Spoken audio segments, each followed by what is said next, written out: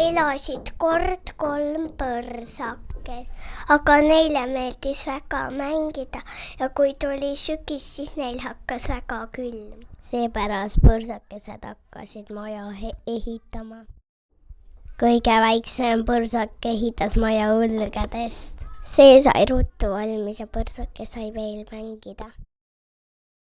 Keskmine põrsake ehitas enda maja okstest ja majake sai ruttu valmis.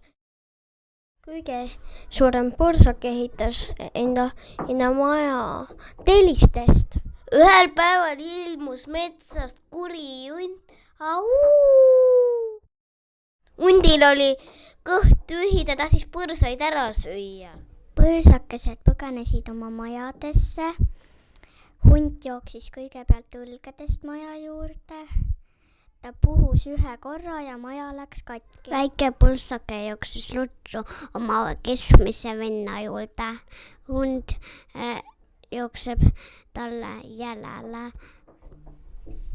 Hunt puhus seda maja ka ja see maja läks ka katki.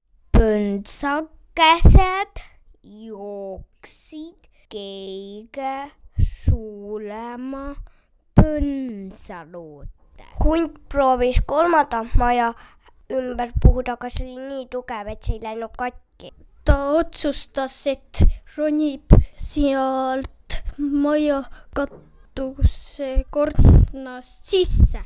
Põrsakesed olid kavalad ja tegid ahju tule. Hundil läks saba ots põlema. Ta ronis korstast välja ja pani plehku karjudes. Väikesed põrsakesed said väärt õppetunni, et ei tohi olla laisk ja tuleb töö korralikult ära teha.